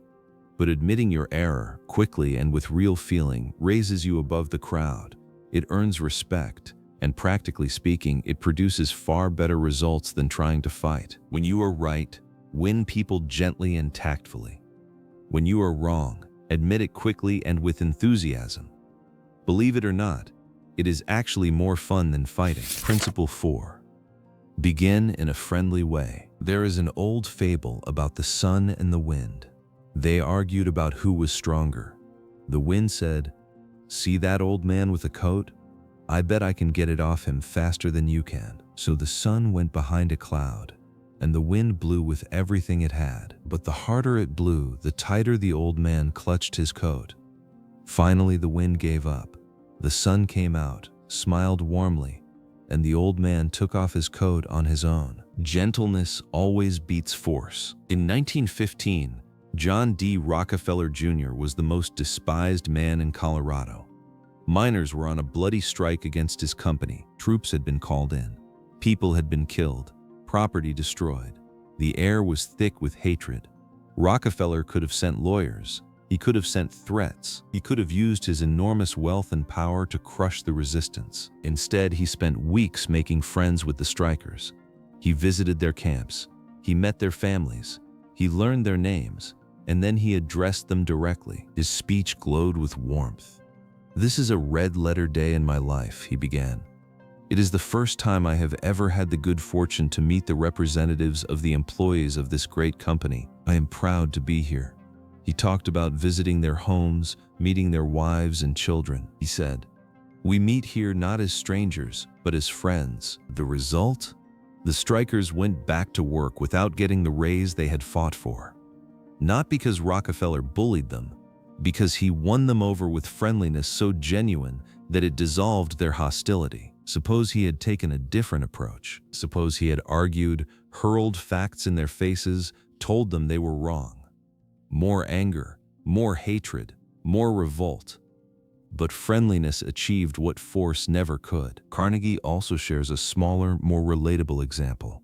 A man named O.L. Straub wanted his rent reduced, but his landlord was notoriously difficult. Every other tenant had tried complaining, demanding, threatening. It never worked. Straub took a completely different approach. He wrote the landlord a letter saying he was moving out when the lease expired. When the landlord came to see him, Straub met him at the door with warmth and enthusiasm. He praised the building. He complimented the landlord's management. He told him how much he loved living there but simply could not afford it. The landlord was stunned. He was used to nothing but complaints. He not only reduced the rent, he offered to redecorate the apartment. Straub got everything he wanted, not by fighting, but by being the one person who treated the landlord with friendliness and appreciation. As Lincoln put it, "A drop of honey catches more flies than a gallon of gall." If you want someone to come to your side, do not come at them with your fists doubled. Come with warmth, come with friendliness, come with genuine appreciation. The walls come down almost every time. Principle 5. Get the other person saying yes, yes immediately. This is one of the most psychologically powerful techniques in the entire book, and it goes back more than 2,000 years to the philosopher Socrates. Here is the science behind it. When a person says no, something happens physically. Their entire system, glandular, nervous, muscular, gathers itself into a condition of rejection. Everything in them pulls back, withdraws, braces against acceptance. But when a person says yes, the opposite happens. The organism moves forward. It opens up. It accepts. So the key to persuasion is to start with questions the other person must agree with. Get them saying yes from the very beginning. Each yes creates momentum toward the next one. It is like pushing a billiard ball. Once it is moving in one direction, it takes real force to send it back the other way. Joseph Allison sold motors for Westinghouse. He had been calling on one factory for years without success. The chief engineer told him flat out, Your motors are too hot. I cannot even put my hand on them. Now, the old Allison would have argued. He would have quoted temperature specifications and regulatory standards, but the new Allison tried something different. He agreed, if those motors are running too hot, you absolutely should not buy any more of them. You need motors that do not run hotter than the standards set by the National Electrical Manufacturers Association, right? Yes, the engineer said. Those regulations say a properly designed motor may run 72 degrees above room temperature.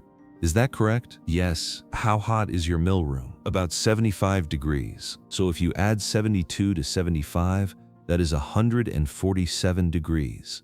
Would you not scald your hand under water that hot? Yes, I suppose I would. Then would it not be a good idea to keep your hands off those motors? The engineer laughed and agreed. Allison booked $35,000 in orders the following month. Each yes led naturally to the next, until the conclusion was unavoidable. No arguing, no pressure, just a series of questions that guided the engineer to the answer himself. This is exactly what Socrates did in ancient Athens. He never told anyone they were wrong. He just asked questions his opponents had to agree with, one admission after another, until they found themselves embracing a conclusion they would have rejected just minutes before. The entire Socratic method is built on the power of getting to yes. There is a Chinese proverb Carnegie loves to quote here. He who treads softly goes far. Start with agreement, build momentum. Let the other person arrive at your conclusion on their own. Principle 6. Let the other person do a great deal of the talking. Most people, when they are trying to persuade someone, make the same mistake. They talk too much.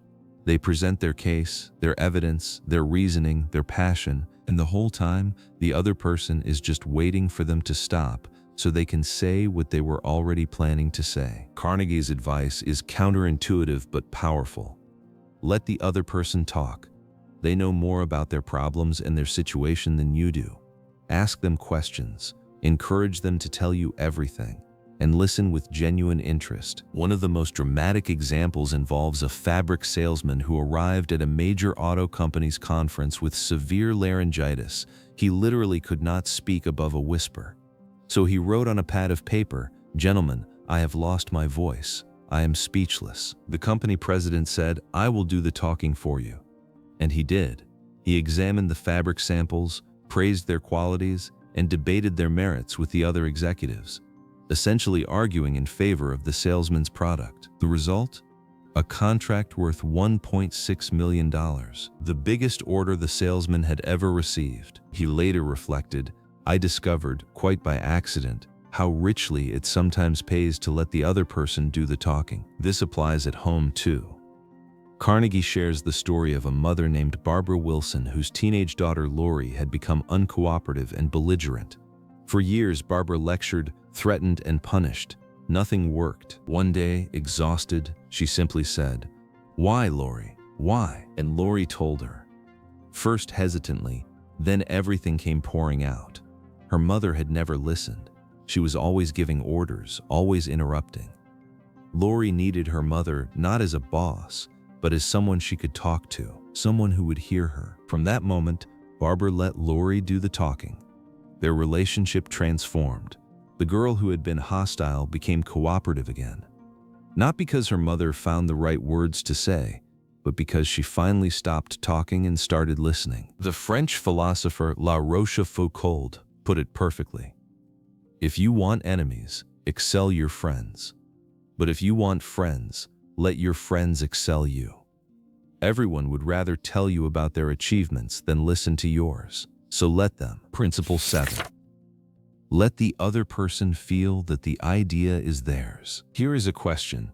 Do you have more faith in ideas you come up with yourself, or ideas that someone hands to you on a silver platter? Of course you trust your own ideas more. We all do. So why do we keep trying to force our ideas on other people? Carnegie says the wisest approach is to make suggestions and let the other person think out the conclusion on their own. Nobody likes being sold something or told what to do, but everyone loves acting on their own ideas. There is a wonderful example of an X-ray equipment manufacturer who wanted to sell to a hospital. Instead of sending a sales pitch, the company wrote a letter saying, We have just developed new X-ray equipment. The first shipment has arrived. They are not perfect. We know that, and we want to improve them. We would be deeply grateful if you could find time to look them over and give us your ideas about how they can be made more useful to your profession. The hospital's head of radiology was surprised and flattered. Nobody had ever asked for his advice before. He canceled a dinner appointment to review the equipment. He studied it, made suggestions, spent hours with it, and then bought it, without anyone trying to sell it to him. As he later explained, nobody tried to sell it to me. I felt that the idea of buying that equipment was my own. I sold myself on its qualities. Carnegie also tells us about Colonel Edward House, who was one of President Woodrow Wilson's closest advisors. House learned early on that the best way to influence Wilson was to plant an idea casually so the president would think about it on his own. A few days later, Wilson would bring up the idea at dinner as if it were his own. Did House interrupt and say, "That is my idea, not yours"? Never. He did not care about credit. He wanted results. As Lao Tse wrote 25 centuries ago, the reason why rivers and seas receive the tribute of 100 mountain streams is that they keep below them. The person who stays humble, who lets others feel ownership, who does not need the credit, that person holds the real power. Principle 8. Try honestly to see things from the other person's point of view. Carnegie says that success in dealing with people depends on one thing more than anything else: a sympathetic grasp of the other person's viewpoint, not just understanding what they think, but understanding why they think it. He shares a personal story that is easy to relate to. For years, Carnegie would ride through a nearby park and see boys building fires under the trees. The fires were dangerous. They could spread, kill trees, cause real damage. So Carnegie did what most of us would do. He rode up, warned them to stop, and told them they could be arrested. Did it work? They obeyed sullenly. Then the moment he was over the hill, they rebuilt the fire. So Carnegie changed his approach entirely. Instead of giving orders, he tried to see the situation from their perspective. The next time he saw boys with a fire, he rode up and said, "Having a good time, boys? What are you cooking for supper?" I loved building fires when I was a boy, and I still do. But you know, they are dangerous here in the park. Other kids see your fire, build their own, and do not put them out. Then the dry leaves catch and we lose the trees. I do not want to be bossy or interfere with your fun, but would you mind raking the leaves away from the fire? And next time, would you build it over in the sand pit where it cannot do any harm? What a difference. No threats, no authority, just genuine understanding of their viewpoint combined with a friendly suggestion. The boys cooperated willingly. No resentment, no sullenness, because Carnegie had treated them the way he would want to be treated in their position. Now think about the last difficult conversation you had. Did you spend any time beforehand genuinely imagining what it felt like to be the other person? Most of us do not. We rehearse what we want to say. We build our case. Carnegie says flip it. Stop thinking about your argument and start thinking about theirs. Carnegie also shares the story of Elizabeth Novak, a woman in Australia who was 6 weeks late on her car payment. She got a nasty phone call from the collections agent threatening further action. Instead of becoming defensive, she tried to see the situation from his perspective. She apologized for causing him inconvenience. She said she must be his most troublesome customer. His tone changed immediately. He reassured her that she was far from being his most difficult case. He started telling her about customers who were genuinely rude, who lied to him, who avoided his calls. She listened, she sympathized, and without her even asking, he offered to let her pay just $20 by the end of the month and make up the rest whenever it was convenient. Henry Ford said it best: "If there is any one secret of success, it lies in the ability to get the other person's point of view and see things from their angle as well as your own." Before your next difficult conversation with your boss, your partner, your kids, anyone, pause and ask yourself, how would I feel if I were in their position? That single question changes everything. Principle 9. Be sympathetic with the other person's ideas and desires. Carnegie offers a phrase so powerful he says it will soften the most stubborn person alive. I do not blame you one bit for feeling as you do. If I were you, I would feel exactly the same way. And here is the thing. You can say it with complete sincerity, because if you had the same background, the same experiences, the same pressures as that person, you would feel exactly as they do. The only reason you are not them is that your life has been different. You deserve very little credit for being who you are, and they deserve very little blame for being who they are. Sol Hurok was the greatest talent manager in American history.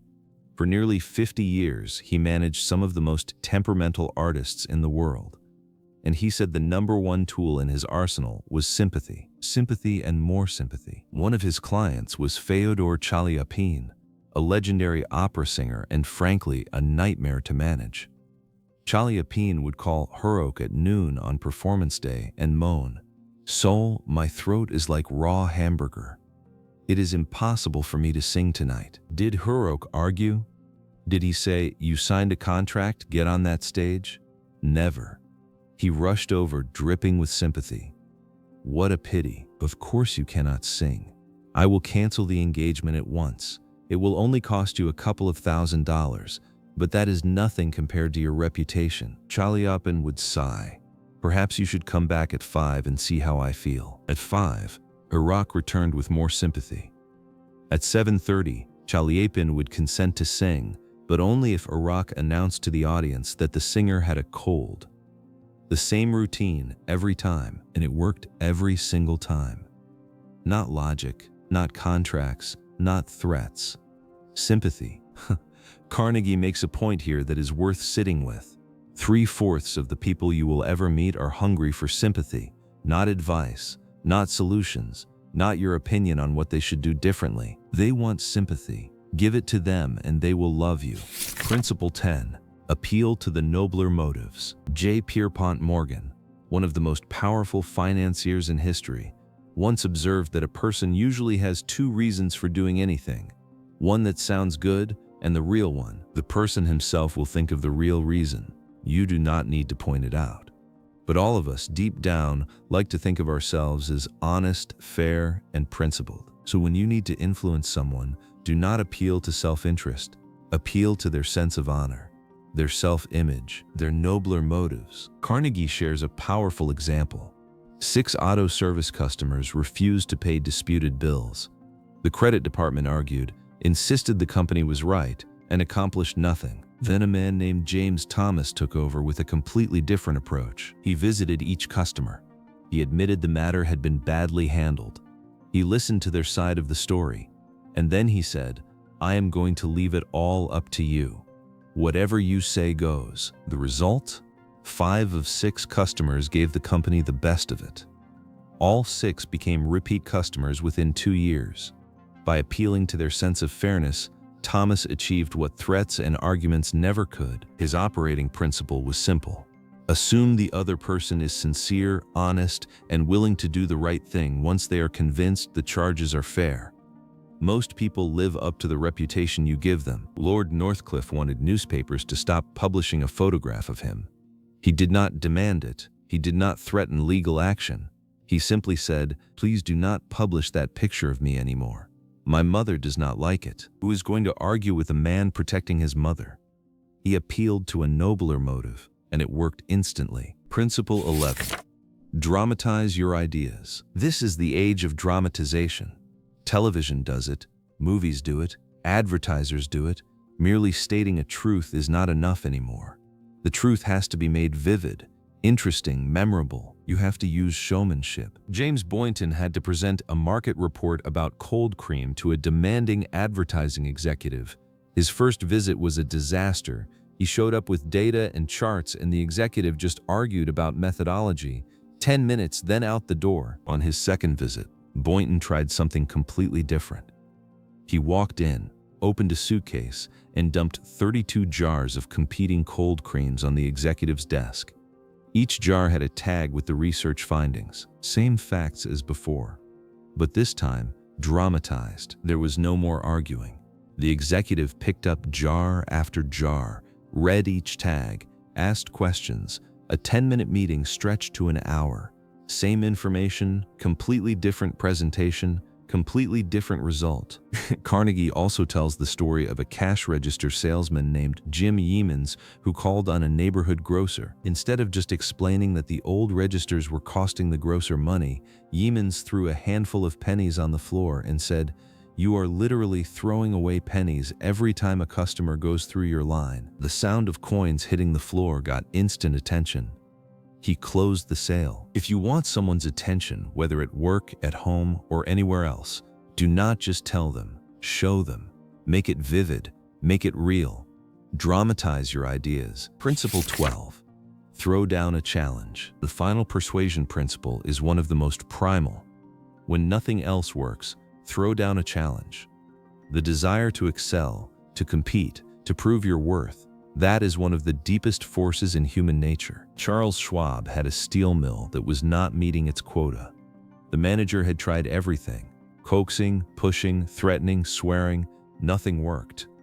So Schwab visited the mill at the end of the day shift and asked the workers, "How many heats did your shift make today?" 6, they said. Without a word, Schwab picked up a piece of chalk and wrote a big number 6 on the factory floor. Then he walked away. When the night shift came in, they saw the 6 and asked what it meant. The big boss was here.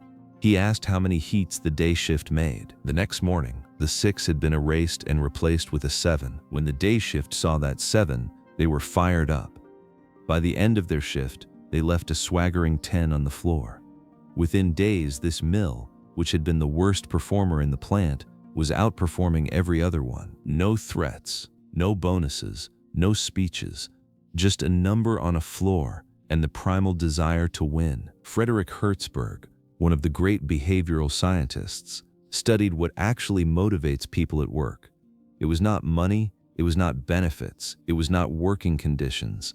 The number one motivating factor was the work itself. When work feels like a game, when there is a challenge to rise to, when you can prove your worth, people give you everything they have got. As Schwab put it, the way to get things done is to stimulate competition, not in a sordid money-getting way, but in the desire to excel. That is what every successful person loves. The game, the chance for self-expression, the chance to prove their worth. Give people that chance, and they will surprise you. Now, if you are still with me, and I hope you are, because what is coming next might be the most useful part of this entire video, we are about to tackle the hardest challenge in human relations. Part 4. Be a leader. How to change people without giving offense or arousing resentment. Everything up to this point has been about persuasion, changing minds. This final section is about something harder: changing behavior, correcting mistakes, giving feedback, leading people, all without creating resentment. Carnegie gives us 9 principles for this, and every single one is built on one core insight. People will change their behavior willingly when they feel respected throughout the process. Force breeds rebellion. Respect breeds cooperation. Let us begin. Principle 1. Begin with praise and honest appreciation. A barber lathers a man before he shaves him.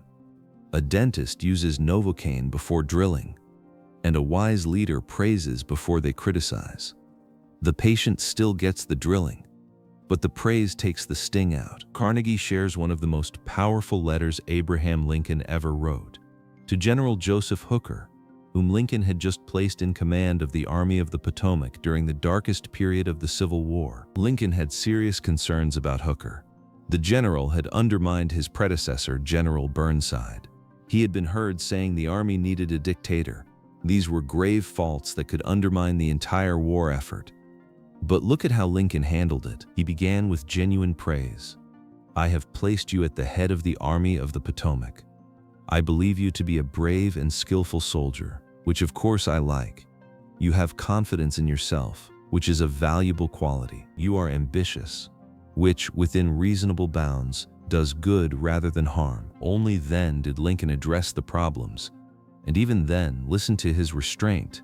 He did not call them faults. He wrote, "There are some things in regard to which I am not quite satisfied with you." Think about the self-control in that phrase. Not quite satisfied. This was wartime. Thousands of soldiers were dying. Lincoln had every right to be furious, but he understood that if he wanted Hooker to lead effectively, he could not destroy the man's confidence in the process. The praise was not manipulation. It was strategy born of wisdom. Carnegie makes this practical for everyday life. Dorothy Robulski was a bank manager whose new teller trainee was struggling to balance her cash drawer at the end of each day. The head teller wanted her fired. Instead, Robulski pulled the young woman aside. She praised her speed, her accuracy, and her warmth with customers. She told her she clearly had the talent for the work. Only then did she gently suggest they review the balancing procedure together. The teller, feeling confident instead of condemned, mastered the skill quickly and became one of the bank's best employees. Beginning with praise is the Novocaine. The drilling still happens, but it does not feel like an attack. It feels like someone who believes in you helping you get better. Principle 2. Call attention to people's mistakes indirectly. This principle hinges on one tiny word, but. Many people begin their criticism with sincere praise, followed by but, followed by the real message. You did a great job on this report, but your analysis in section 3 needs work. The problem? The moment the person hears but, they know the praise was just a setup. It feels like a trap. The praise is dismissed, and all they hear is the criticism. Carnegie's solution is brilliantly simple. Replace but with and. Instead of, your grades improved this term, but your algebra needs work, try this. Your grades improved this term, and if you keep putting in that same effort, your algebra will catch up with everything else. Same message, completely different feeling. The second version sounds like encouragement.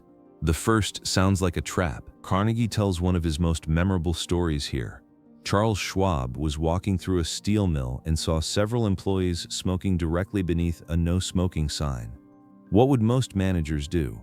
Point at the sign, bark an order, maybe write someone up. Schwab walked over, handed each man a cigar and said, "I will appreciate it, boys, if you will smoke these on the outside." Not a word about the sign, not a word about the rules. Everyone knew what had happened. But Schwab handled it so gracefully that instead of feeling reprimanded, those men felt respected. They admired him for it. You could not help but like a man like that. There is another example from a woman named Marge Jacob, whose construction workers were leaving lumber debris scattered across her front yard every day. Instead of complaining, she and her children cleaned up the mess themselves each evening, piling the wood neatly in a corner. The next morning, she told the foreman, "I am really pleased with how the front lawn looked last night. Nice and clean, does not offend the neighbors." From that day on, the workers cleaned up after themselves without being asked. She never criticized. She just set the standard silently, then praised the results she wanted to see. The key to this principle is subtlety. You are still communicating the same message, you are still addressing the problem, but you are doing it in a way that does not wound pride or create resentment. And when people do not feel attacked, they are far more willing to change. Principle 3. Talk about your own mistakes before criticizing the other person. When Carnegie was working with his young niece Josephine, who had come to New York to be his secretary, he found himself about to criticize her work. But he caught himself. Wait a minute, he thought. You are twice her age with 10,000 times more experience. How can you expect her to have your judgment? And honestly, what were you doing at 19? Remember the ridiculous mistakes you made? So instead of pointing out her errors with authority, he said something like, "You have made a mistake, Josephine, but the Lord knows it is no worse than many I have made. You were not born with judgment. That comes only with experience. And you are better than I was at your age. I have been guilty of so many silly things myself that I have very little reason to criticize anyone." Think about how much easier it is to hear criticism from someone who has just admitted their own imperfections. It does not feel like a lecture from a superior. It feels like advice from someone who understands because they have been there. Carnegie shares a dramatic historical example. Prince von Bülow was the imperial chancellor of Germany under Kaiser Wilhelm II.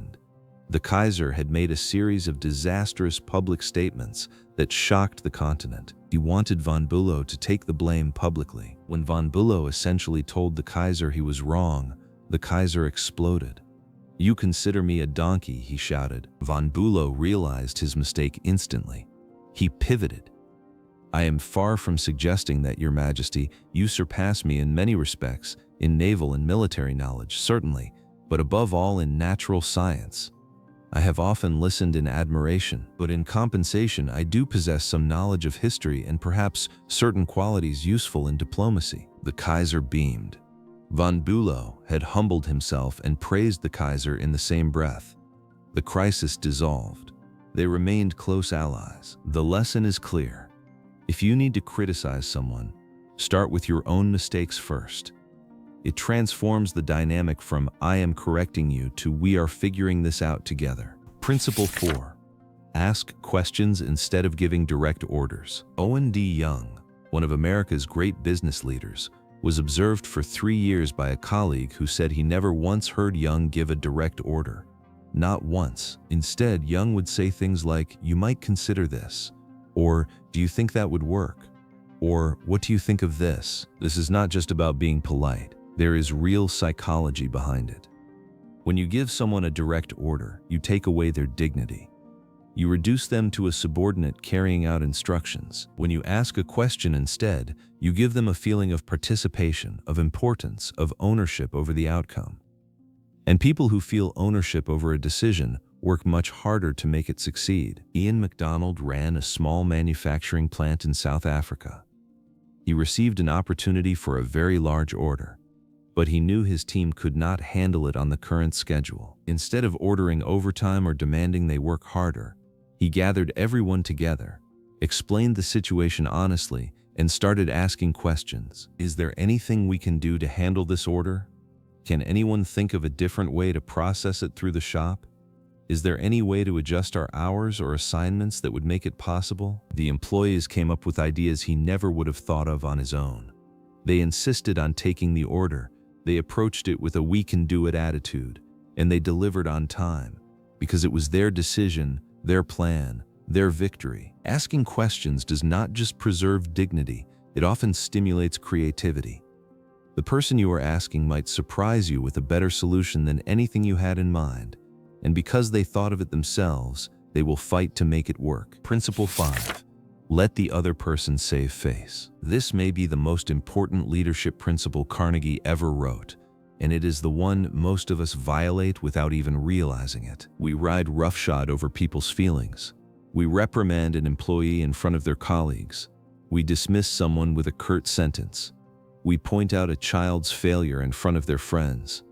We fire people as if they are disposable. We never stop to think about the wound we are inflicting on their pride, their self-image, their dignity. Carnegie tells the story of how General Electric handled Charles Steinmetz.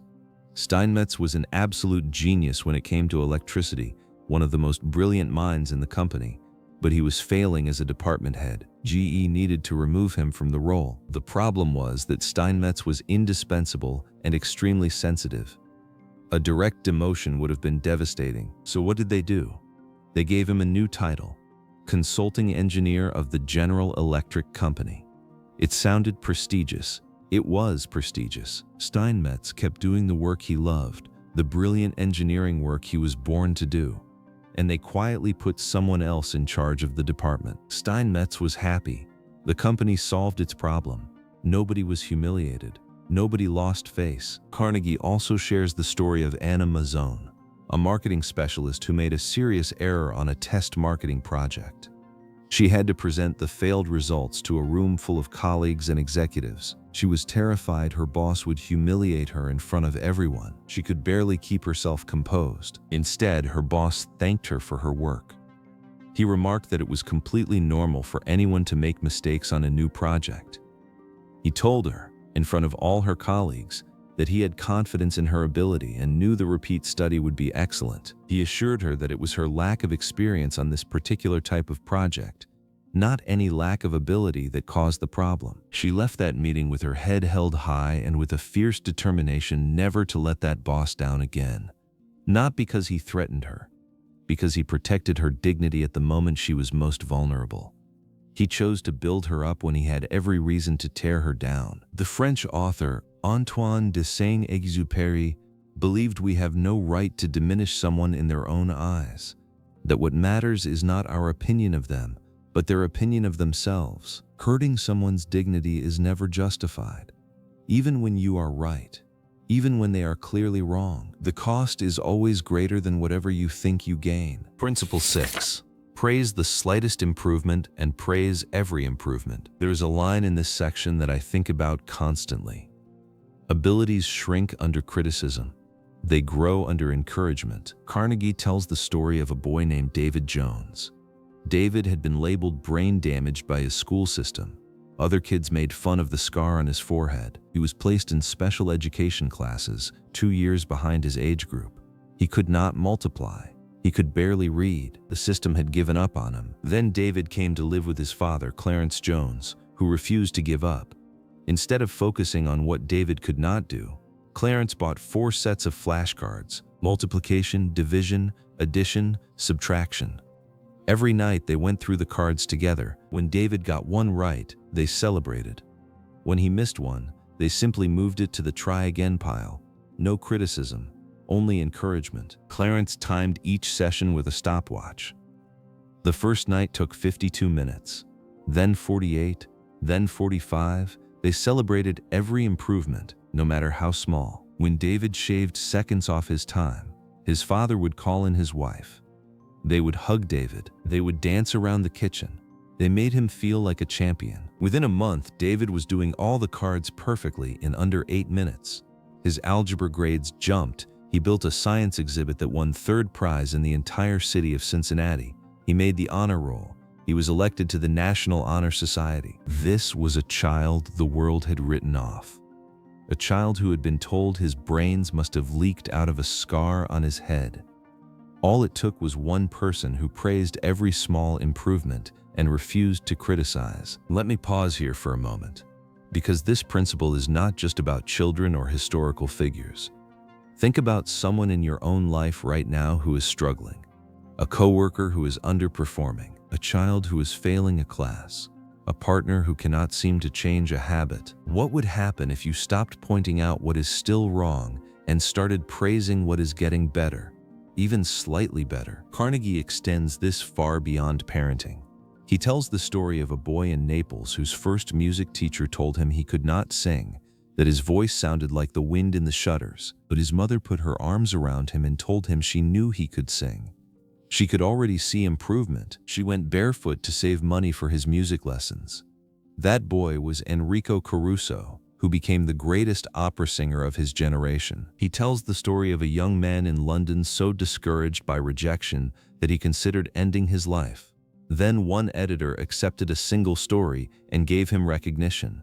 That encouragement changed everything. The young man was Charles Dickens. You have the power to transform someone's life with encouragement, not empty flattery. Specific, sincere praise for real improvement, no matter how small. Praise the slightest improvement. Praise every improvement, and watch what happens. Principle 7. Give the other person a fine reputation to live up to. If you want to improve a person in a certain area, act as though that quality is already one of their outstanding characteristics. Give them a reputation to live up to, and they will move mountains rather than disappoint you. Carnegie tells the story of a 4th grade teacher named Ruth Hopkins in Brooklyn. On the first day of school, she looked at her class roster and felt a knot in her stomach. In her class this year was Tommy T., the school's most notorious troublemaker. His previous teacher had spent the entire year complaining about him to anyone who would listen, but Mrs. Hopkins decided to try something different. On the first day, as she greeted each student, she came to Tommy, looked him straight in the eyes, and said, "Tommy, I understand you are a natural leader. I am going to depend on you to help me make this class the best class in the 4th grade this year." She reinforced this message every single day. She complimented him. She gave him responsibility. She treated him like the leader she had described, and Tommy became that leader. With a reputation like that to live up to, even a 9-year-old could not let her down. The worst troublemaker in the school became one of her best students, not because she punished him into submission, because she believed in him out loud, and he rose to meet that belief. There is another example that is almost hard to believe. A woman named Georgette LeBlanc had a servant everyone called Marie the dishwasher. Marie was plain, defeated, seemingly without any spark. One day, LeBlanc said to her, "Marie, you do not know what treasures are within you." Marie froze. She did not dare move. Then she went back to the kitchen and repeated what she had been told. Nobody laughed. Something shifted. Marie began taking care of herself. Her appearance changed. Her posture changed. Her entire demeanor transformed. Within 2 months, she announced her marriage. One sentence about her hidden worth had changed the trajectory of her life. Give a dog a bad name and you may as well hang him. But give him a good name and see what happens. People rise or fall to match the expectations we set for them. Set the bar high sincerely and watch them reach. Principle 8. Use encouragement. Make the fault seem easy to correct. Carnegie tells a story about a bachelor friend who wanted to learn to dance. His first teacher told him he was hopeless, that he was doing everything wrong and needed to start completely over. He quit on the spot. His second teacher looked at the same dancing and said it was a bit old-fashioned perhaps, but the fundamentals were all there. She told him he had a natural sense of rhythm, that he was really a natural-born dancer. Same person, same skill level, same terrible dancing.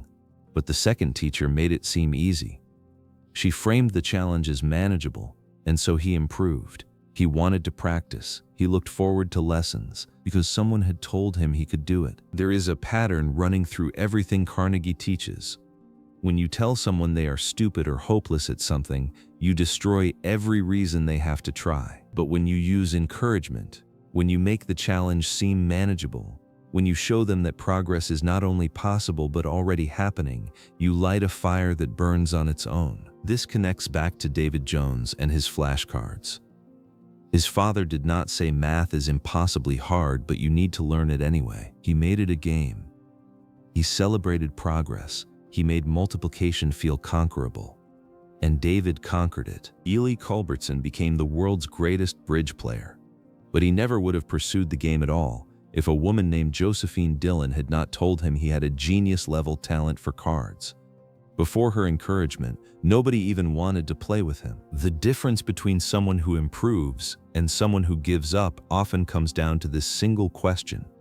Did someone make the thing seem possible, or did someone make it seem hopeless? If you want someone to improve, be generous with your encouragement. Make the fault seem easy to correct. Light the path forward instead of slamming the door. Principle 9.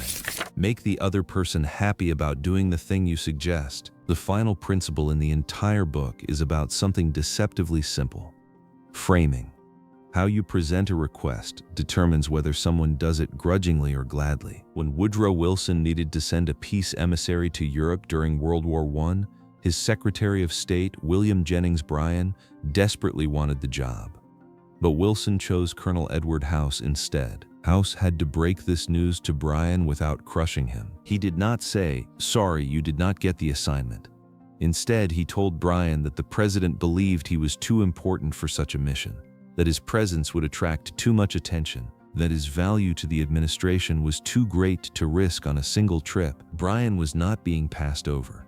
He was too valuable. Bryan was satisfied, not because he was deceived, but because House found a way to frame the rejection that preserved Bryan's dignity and sense of importance. Napoleon understood this instinctively. He created the Legion of Honor and distributed 15,000 crosses to his soldiers. He named 18 of his generals marshals of France. He called his troops the Grand Army. When critics mocked him for giving toys to war-hardened veterans, Napoleon's reply was one of the most insightful observations about human nature ever spoken. Men are ruled by toys. It sounds cynical, but it is not. It is a recognition that human beings need to feel important. Titles matter. Recognition matters. How you frame a request, a task, a correction, it all matters enormously. Carnegie shares a story about Dale Ferrier, a father whose young son Jeff refused to pick up fallen pears in the yard. Lectures did not work. Threats did not work.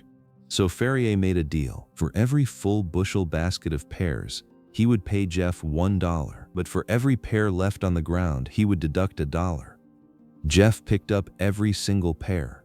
He was so thorough, his father had to watch him to make sure he was not pulling extras off the trees just to fill the baskets. Same chore, same kid, completely different outcome, because the task was framed in a way that gave the child motivation and a sense of the game. A woman named Mrs. Gent was tired of neighborhood boys trampling her lawn. Yelling at them did nothing, so she made the worst offender her detective. She put him in charge of keeping everyone else off the grass. He took the job seriously. He even threatened to brand trespassers with a hot iron from a bonfire he built in the backyard. The same boy who was the problem became the solution, because someone gave him a title, a role, and a reason to care. Carnegie closes this principle with a set of guidelines for any leader. Be sincere. Know exactly what you want the other person to do. Think about what they want.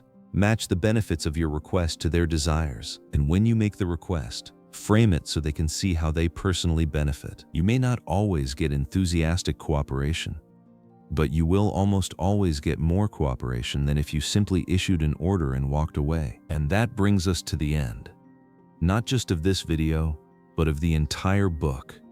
30 principles spread across 4 sections, and every single one of them points to the same truth. People do not change because you force them. They do not change because you prove them wrong. They do not change because you yell louder or argue better or wave more data in their face. People change when they feel respected, when they feel important, when they feel understood. Think about everything Carnegie has taught us across both parts. Do not criticize. Give honest appreciation. See things from the other person's perspective. Smile. Listen. Remember their name. Never say you are wrong. Admit your own mistakes. Begin every interaction with friendliness. Praise every small improvement. Give people a reputation to live up to. And above all, make the other person feel important, and do it sincerely. These are not tricks. These are not manipulation tactics. This is a way of living that recognizes something fundamental about human nature.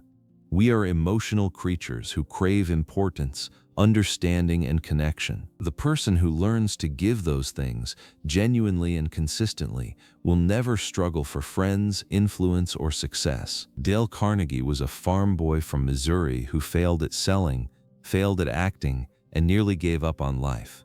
He became one of the most influential teachers in history by discovering one simple truth: you can change the world, but only by changing how you treat the people in it. Take a moment to reflect on that. Which of these 21 principles hit you the hardest? Which one are you going to try this week? Drop it in the comments. I read every single one. If you want to read the full book, I have put links to get it on Amazon and listen free on Audible in the description below. This book has sold tens of millions of copies for a reason. It works. If you have not watched part 1, the link is right on the channel. It covers the foundation, how to stop criticizing, how to make people like you, why appreciation is the most powerful force in human relationships. And if this video gave you something useful, subscribe. I break down many life-changing books every week. The next one might be the book that changes everything for you. I will see you in the next one.